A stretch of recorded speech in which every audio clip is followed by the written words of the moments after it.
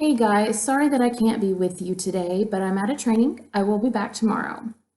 For today's assignments, you will need your notebook to start off with and your 7 sources, primary and secondary sources that we discussed yesterday. You will need to get into groups of 3 or 4 students, no more than 4 unless the substitute gives you permission, and you will need to analyze these resources.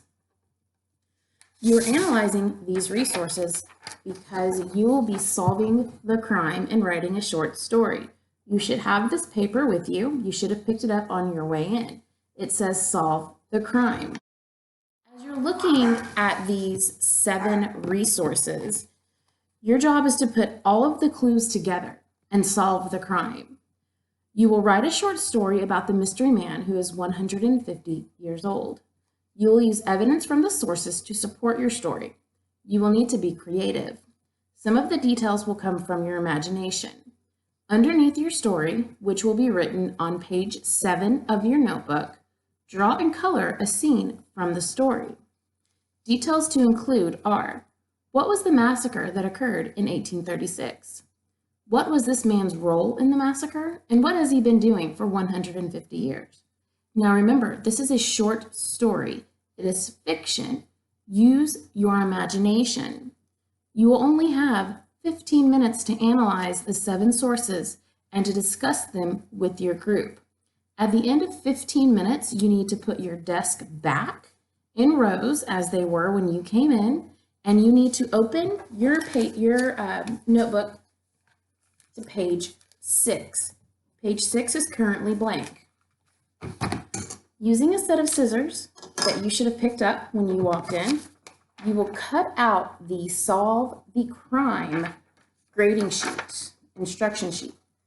Cut around the black box. Be careful not to cut any of the words.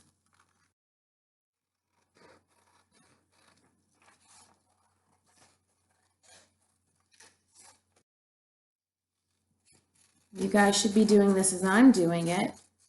And if you're falling behind, that is because you are busy talking and not paying attention. Now remember, if I receive a bad or a negative report from the sub, you will not like me very much when I come back.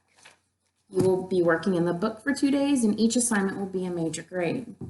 So on page 6, you have cut this out. You're going to put some glue on the back of it.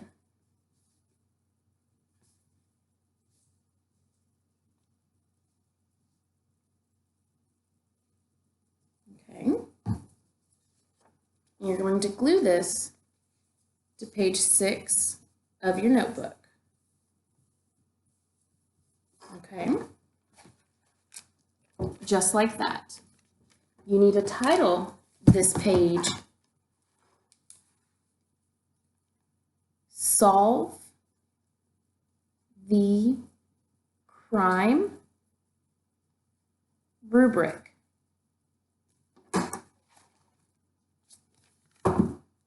Solve the crime rubric. All right. Then you're going to turn the page to page 7. Title this page Solve the Crime Story. And your story will go on page 7.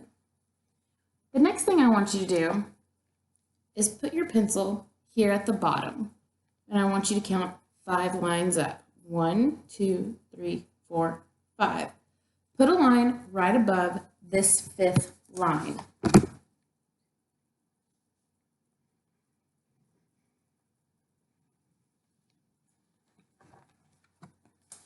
Just like that, okay? Right here, underneath this line, is where you will draw your picture.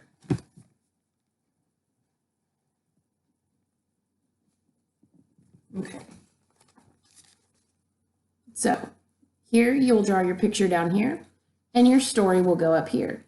I expect your story to go from the top line to the bottom line, okay? You must use evidence from the resources. Don't make up the entire story off the top of your head. There is a particular event that occurred in 1836.